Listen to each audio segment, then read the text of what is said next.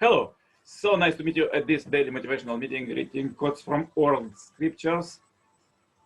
We reading the book from the beginning. Please find all the chapters at our Message to Billions channel. These quotes are helping billions of people and will help you too. Just watch this video and practice them. So today, quotes about help and deliverance. First quote, in time of distress, danger, and oppression, the faithful look to God for support and help. In times of crisis and combat, and when confronting death, even non-believers will pray desperately to God. And time and again, they find deliverance and in ample measure. Conversely, the scriptures warn against rely on one's own power, allies, or wealth to prevail in the battle, when true strength lies in God's saving power. The passages include the expression of confidence in divine deliverance, supplications for help, and texts which describe God's grace as an unassailable refugee. There are several accounts of God's saving deeds in history, from the Bible, Moses at the Red Sea, and Paul's escape from prison, from the Quran, the Battle of the Thread. We include the Buddhist hymn of Kyan Yin, the Bodhisattva of divine compassion, who is said to be ready and able to save anyone in distress. Father Moon experienced divine deliverance on numerous occasions, notably when he was a prisoner in the North Korea labor camp. He explained why people normally receive divine help only if they have the mind of devotion and faith. God's heart of love extends to everyone.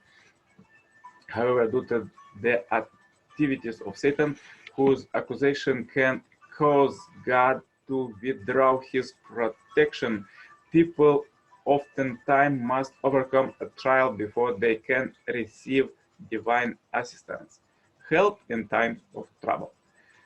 The Lord is my shepherd, I shall not want. He make me lie down in green pastures. He leads me beside still waters.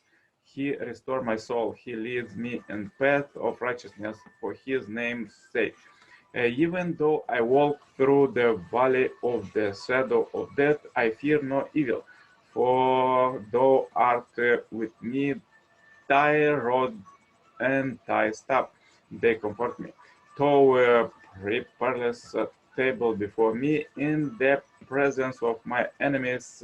Thou anointest my head with oil. My cup overflows. Surely goodness and mercy shall follow me all the days of my life, and I shall dwell in the house of the Lord forever.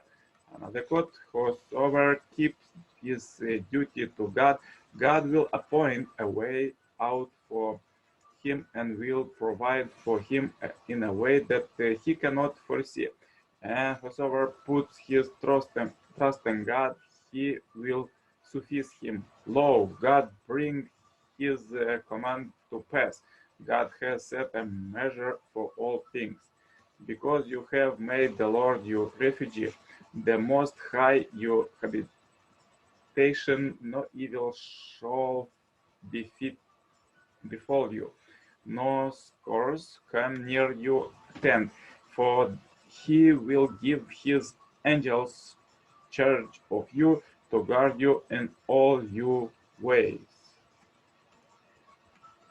On their hands they will bear you up, lest you dash your foot against a stone. Not by might not by power, but by spirit, say the Lord of hosts. United with me, you shall overcome all difficulties by my grace. Men of little ability too, by depending upon the great, may prosper.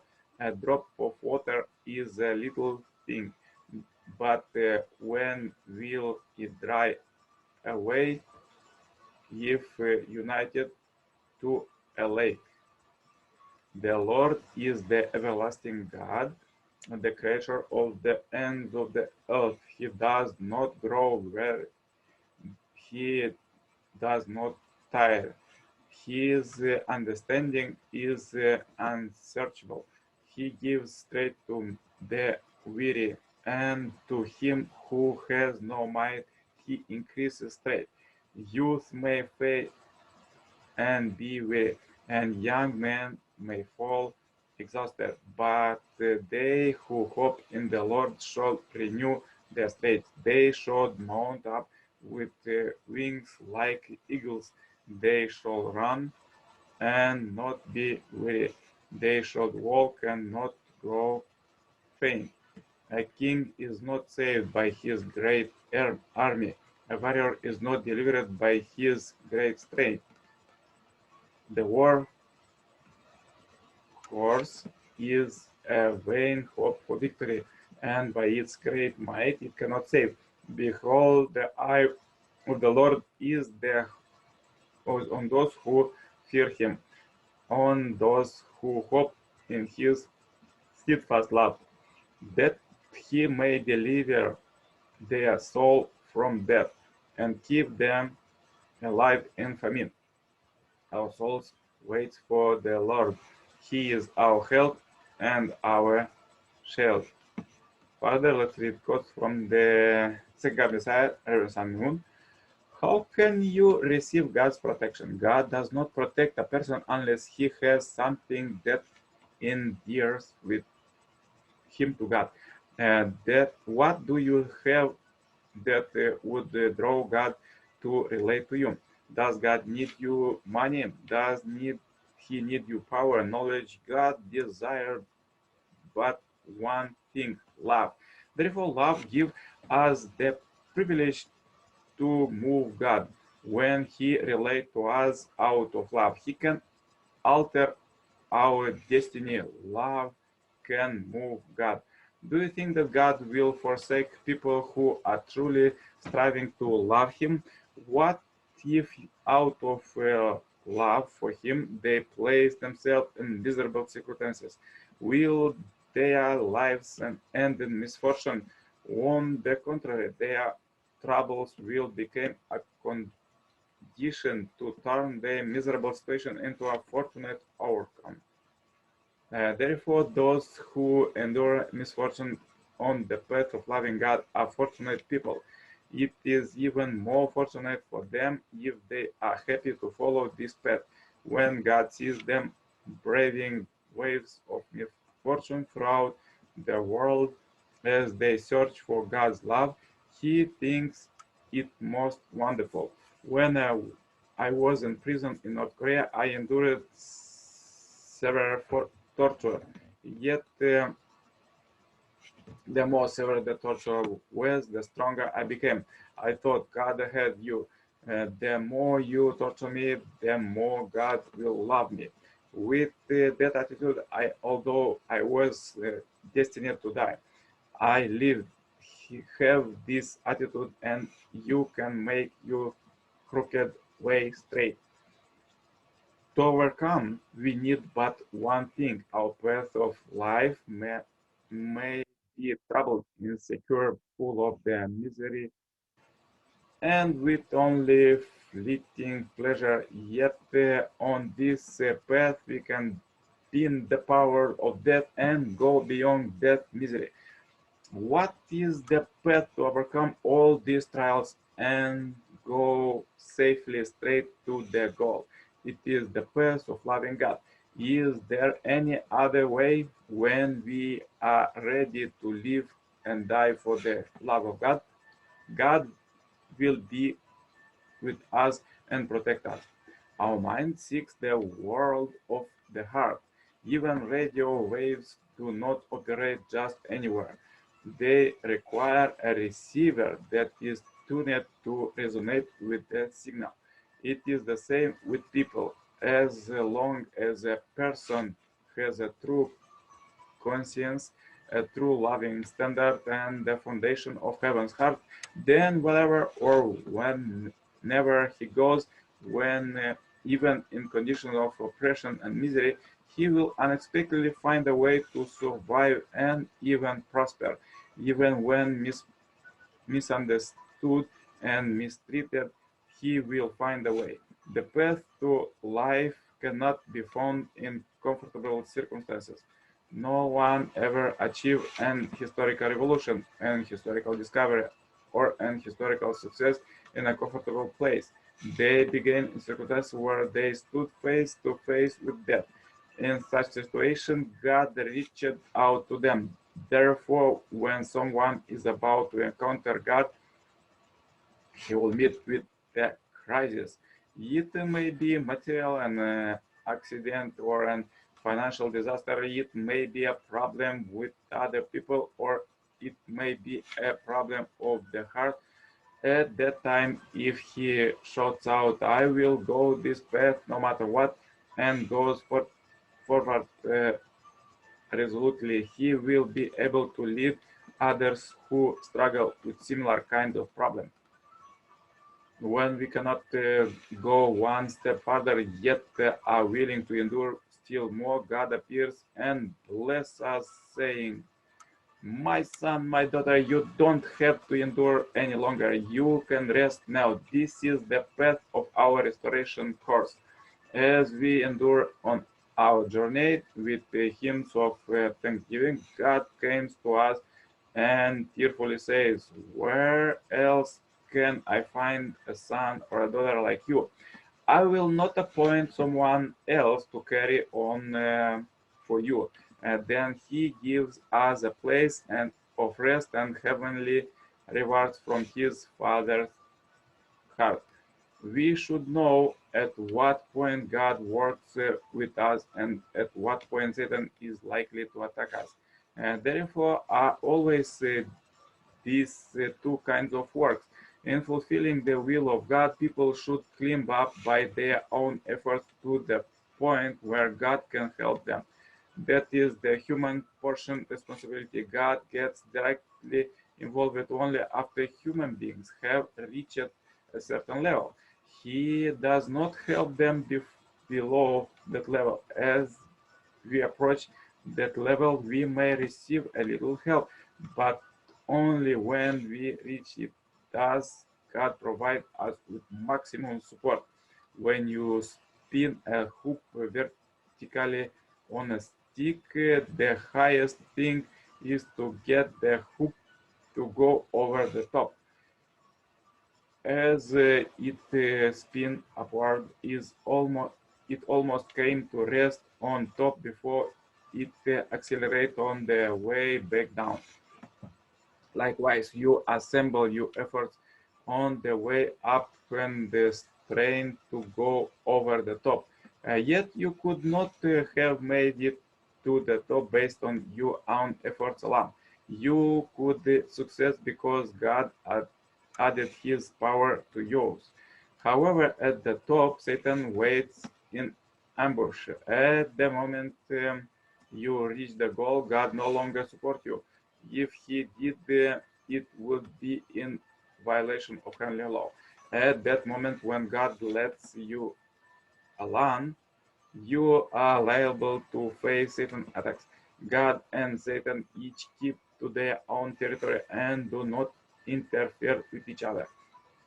In other words, when you are making efforts to fulfill your mission, you can gain God's help, but at the moment of success, you will face Satan. But because God and Satan do not appear at the same time, when it is time to face Satan, God withdraws. This is unavoidable. In order to give you the opportunity to fulfill your portion of responsibility, you must go over this test because of the law of human responsibility, and because human beings are responsible to subjugate Satan. Knowing this, you should be alert of this critical point. It is when problems most commonly arise. Then you will meet another problem when you are coasting downhill. Have you reached the summit? It is easy to relax and descend without making effort. If so, you will just continue to descend. But like spinning a hoop to reach the next top, you have to add more force on the downward cycle. The more force you exert as the hoop goes down, the faster it rises as the loops back up. From this perspective, know that you need God's support while you are descending just as much as you need His help when you are climbing. Yet, since you are still in that dark area where Satan holds sway, you have to make a special prayer condition for a certain period of time. Otherwise, God's help will not be forthcoming. By this method, you can gain and other sport of heaven's power to rise up even faster toward the next goal. Such is a formula. For instance, after the Israelites enjoyed a time of blessing, it was followed by a time of oppression without fail. After each blessing, they faced attack from Satan. As we followed the path thou hast walking, we found it was the path of the cross. Yet, as we continued on this untraced way and struggled with the heart of pioneers, we discovered it was not the way of destruction. People ridiculed us by those deeds encourage us. Many people oppose us, but those deeds comfort us. So many times those deeds counsel us, saying, I am with you, and the billions of saints in the spirit world are protecting you. Way so powerful quotes, and if you have difficulties today, please watch one more time this video and practice these quotes.